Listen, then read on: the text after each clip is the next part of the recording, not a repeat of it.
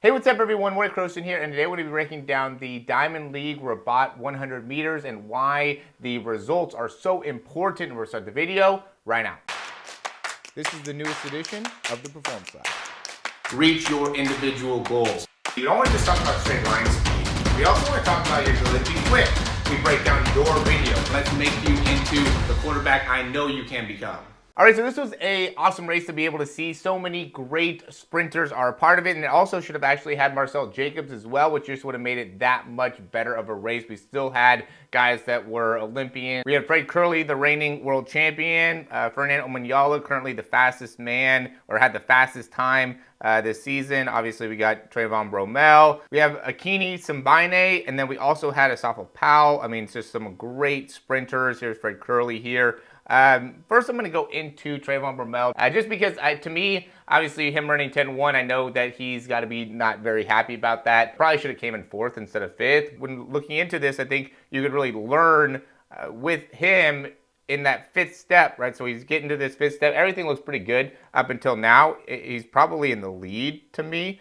I don't see anybody really anywhere close. And then it seems like as actually ends up being the 6th step, this step ends up coming down a little bit weird, right? So all these other steps here, as he's going, he's doing a good job of landing on the front part of the foot. As he's coming through, he has good heel recovery, right? He's not getting too high with the heel. And then for some reason here, I don't know if he ended up coming off this foot late on the right, or if he landed a little bit weird here on the left. Maybe he didn't like the positioning here with his foot, like maybe felt like he was a little bit too outside, maybe a little bit too close to the line. I don't know what exactly it was, but we could see he really landed straight and really landed on the heel right there. And we can see with all these other guys, they're still landing much more on the front part of the foot. So we can see like here with Fernando Omanyala, he's landing more on the front part of the foot. Simbine is doing a good job of being able to land on the front part of the foot. Fred Kerley's landing on the front part of the foot, right? You can see with all of them,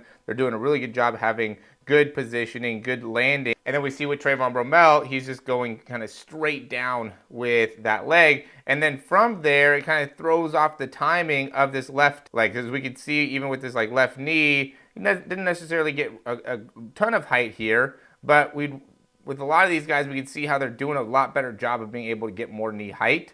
Like look at Fred Kerley's knee height, right? Look at how much range he got there in comparison to Trayvon Bromell. And that's what I mean too, is like, look at the lack of range he has in that step, right? So there's definitely had a bit of a hiccup there. In fact, it is acceleration, and I think he tried to get back into it, tried to accelerate a little bit more, but at this point, it ended up, I think, messing with him a little bit and ended up making it so he wasn't able to get all the way to his top speed. He lost the lead that he had built in those first few steps, but everything else before that, look at how good it looked, right? Really good job getting that foot through, gets the knee up, gets the foot through. I mean, I'm always big on being able to get the toes to be a little bit more straight ahead and then landing, going a little bit more off to the side instead of already having the toes out to the side. But I can see where when you are moving your leg that fast, you might not have the opportunity to be able to get that toe all the way up and through. Something that I coach and is a little bit different than I'm sure some coaches. Not everybody has the same philosophy, the same style.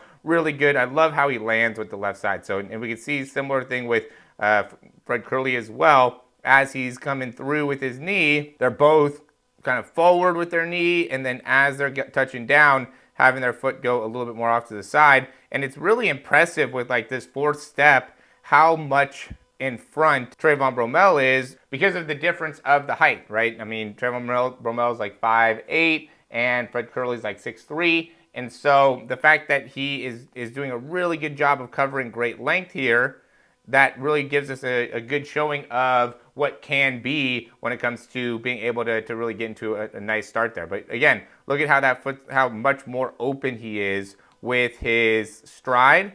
And then this one just not even open at all, right? This is that step that was, these 2 steps ended up kind of messing with them here. Now we'll go to Fred Kerley. Obviously, Fred Kerley won, so there should be a lot that we can take away from there. And again, I mean, what stands out with really any of these guys that are super fast, that are tall as well, we looked at this with Tariq Woolen as well, the cornerback from the Saints. He does just such a great job being able to get those knees up and through for his height, and he's not slow with it. He's doing a good job getting the feet through. He's just lacking a little front side mechanics, right? So he's not able to get as much pull. This is really the first step that he gets good front side mechanics, where he's actually creating some pull into the ground. All these steps for him end up taking up a lot of energy, and he has to be really pushing off the ground here, where really what you want to be doing when you're sprinting and also when you're even building speed is you want to be able to really maximize those front side mechanics, like something like Fernando Omanyala here. See how he gets the foot through, and then when he's striking the ground, he has time here with his foot so he can pull back down. That's going to help in the acceleration, where Fred Kerley doesn't have that time right now. As soon as that foot comes through, he's just striking right back down. He's trying to make it so he can get the foot back underneath him the best he can, but because of his leg length, he's really not able to make that happen. So what we're seeing here is as he starts to open up, though, he does a really good job of continuing to get good pull out of his leg. And it's interesting here with Fernando Omanyala. I don't know, typically he doesn't do as good of getting his knees up. He's not really the type of guy that gets the knees up, gets as much vertical force, but it seems like here he's trying to get a little bit more of a focus on that, which is interesting. I feel like he should continue to create horizontal force. You shouldn't really get vertical with the knees, especially not so much so early. He should be continuing to focus on horizontal force, what he's been doing. And then once he gets into his top speed, now is when you want to be able to do that. You can see how he starts to kind of kick into another gear. And when he does that, he actually gets his knees lower, right? So see this position here, and we could even go back on this one, where like on this one, for instance, or maybe not that one, let's say this one here, we can see like his knee is a little bit higher up. Let's take a look at maybe the angle you got there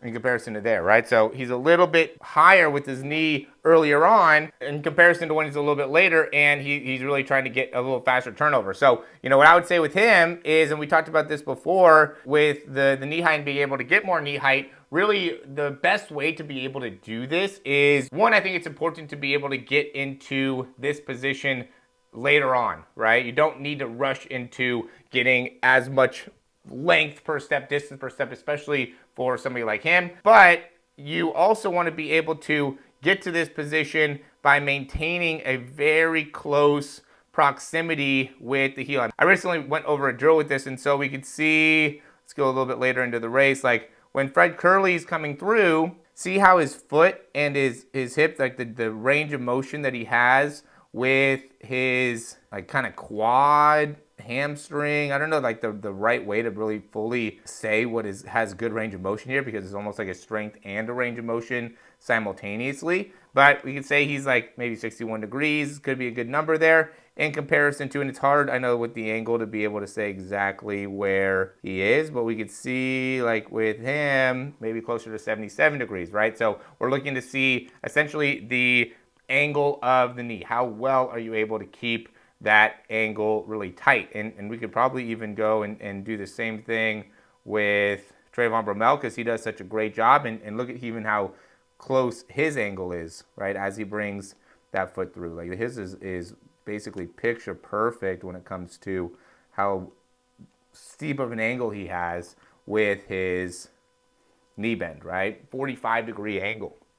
Okay, again, we compare that to where Fernando Omanyala, where he has that foot a lot further away from the hip. So what that does is that makes it so now the knee height, it stops, right? Once you start lowering the foot down, your knee height doesn't come any higher. Where you can see again with Trayvon Bromell, because he keeps that foot tighter, now not as good on the left, really good on the right. See how he keeps that foot really tight there? Look at how that makes it so now he gets a really good knee drive, right? See that right there? Foot tight. As he comes through, gets great knee drive, now can pull through. Left side, ends up dropping that foot a little bit sooner, right? Not a lot of time difference, but definitely a little time difference, and that impacts how much height he's able to get there, which will then make it so the pull into the ground doesn't end up being as good, and it makes it so it impacts the timing on the right side, right? We're not able to get as clean of a pull on that right side because there ends up being a rush with that left leg. I think you could probably cover a little bit more distance, create a little bit more pull within that right leg. With the timing was a little bit better with that left knee, and there wasn't a kind of lack of ability to be able to open up. And there's a lot of things that go into this, right? So we could see, you know, really nice angle here with both that left hip, right side, and then also being able to create good rotation within his spine to the right. In comparison to what happens on the left, typically is we don't get as good of rotation in the spine, a little bit more limited in the ability to rotate to that side, right, from the left side. And then that also has an impact on that right hip and the ability to open up with that right hip and really be able to access the glutes, which will have an impact over a period of time of how much distance you're covering, and then kind of put a cap on what the speed ends up being. I like this just because we were able to see what they were all able to build up to. I think it said that Fred Kerley was up to, 42, looks like there. Really, really good speed, really impressive. This is obviously kilometers per hour here, which would be about 26 miles an hour. Very, very impressive. And I think that that's probably enough there. There's probably a lot of information. There's probably a lot of things that you guys can go and review there. You could obviously see I've been spending a lot more time in just trying to focus more on what is important for sprinters and really being able to better communicate that, right? That's one of the things that I've gotten a lot lately is a lot of times you can see what ends up being things that are potentially maybe not right or something that is not happening or is happening and can be impacting the speed. But if you can't effectively communicate it in a very clean and effective way, in a way that makes it so somebody can look at it and understand that this is how I want to be able to change it and this is what needs to be changed, and really being able to have a lot of, I think, conviction behind it could be a word, or confidence can be a word, or really just understanding, right? I love the Einstein quote where he talks about how if you can't explain it simply, then you don't understand it enough. And I really think that that's really important when it comes to coaching, is you have to be able to explain it simply in order to make it so an athlete can take the information and utilize it. And the more complicated it ends up being, I think the more difficult it is for athletes to be able to really utilize the information effectively. So as always, thanks for watching the videos here. Like, subscribe if you got some good information from it. Maybe save it. Maybe send this to a friend, send this to a coach, send this to somebody that might not have access to this information. And, would love to be able to answer any questions you guys might have. We do have some different programs, different options in the description down below. Sorry if any of you guys went to my site there. There's a few days where there were some issues with, I don't know, somehow somebody got into one of like my old forms and was able to create some type of malware or something like that. So anyway, there ended up being some issues getting into my site. Sorry if that ended up impacting you in any way, but everything should be fine now. I've had a few different people go through and clear it out and make it so it should be all smooth, and I'm probably going to end up either way redoing my whole website. There's different options on my channel. You can go and check that out. Send us questions, any information you'd like to know more about when it comes to sprinting, understanding mechanics, and like, subscribe. We'll talk to you soon.